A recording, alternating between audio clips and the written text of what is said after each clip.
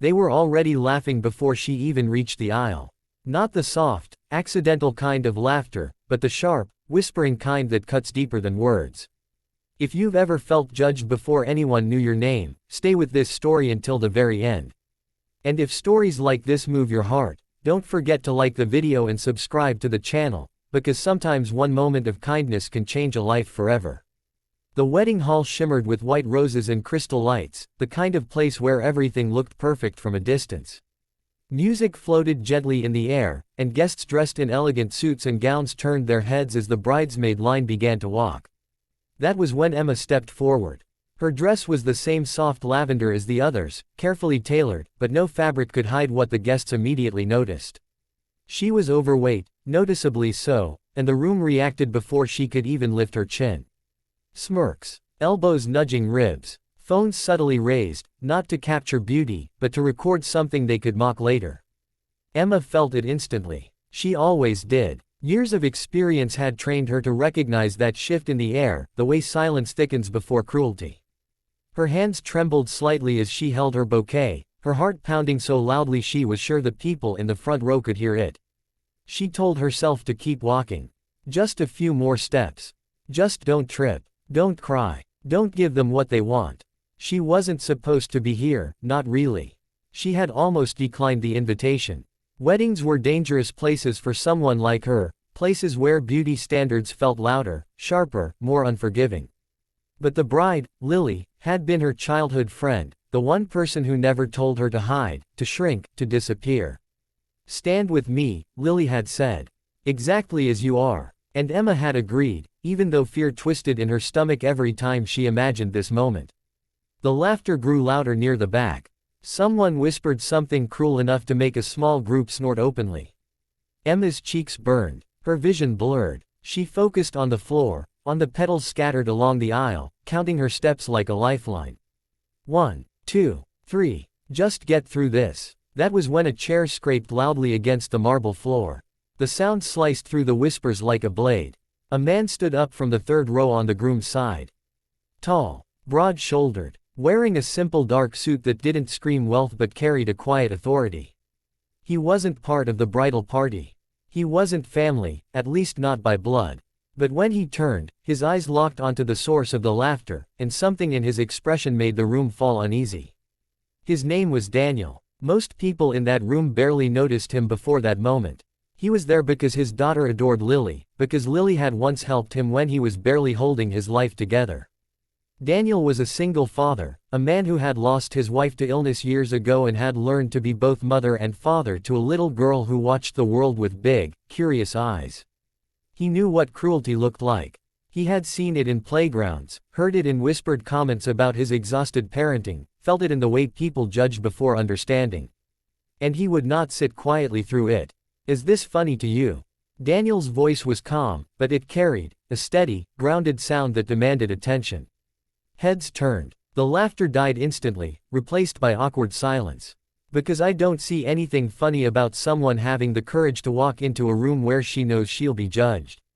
The guests froze. Phones lowered. Faces flushed. Emma stopped walking. She hadn't planned to. Her body simply refused to move. She looked up, confused, her heart hammering even harder now. No one had ever stood up like this for her. Not in public. Not without hesitation. Daniel took a step forward into the aisle. Then another. He didn't look at Emma right away. Instead, he looked around the room. "You're dressed in expensive clothes, sitting in a beautiful hall, celebrating love," he continued.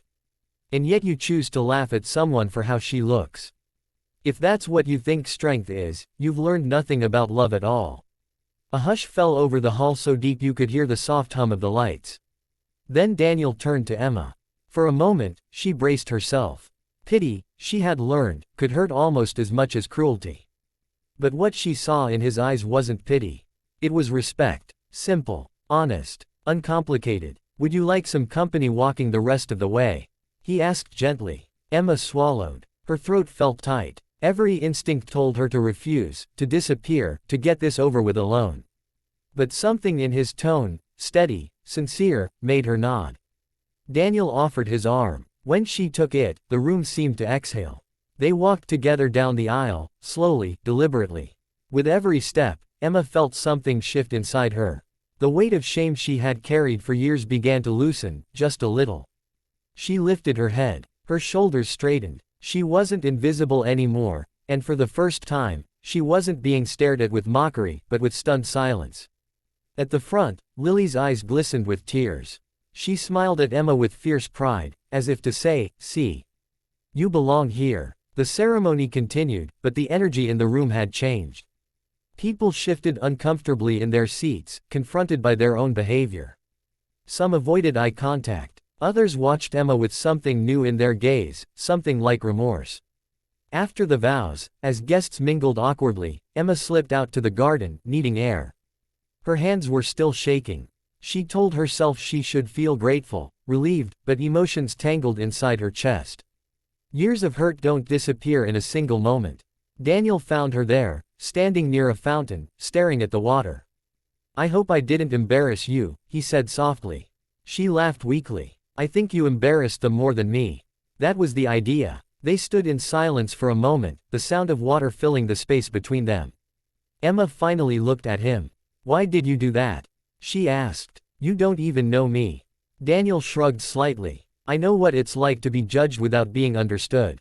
And I know what it's like to wish, just once, that someone would speak up." Emma felt tears sting her eyes.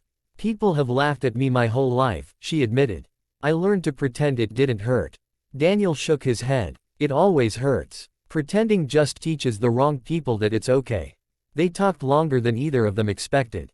About his daughter. About Emma's job at a small bookstore where customers rarely looked past her body to see her kindness, her intelligence, her humor. For the first time in a long while, Emma felt seen, not despite her appearance, but without it being the only thing that mattered. Inside the hall, whispers had changed tone. Some guests approached Lily to apologize. Others quietly left early, shame weighing heavier than their designer outfits. One moment of courage had exposed what the laughter had tried to hide.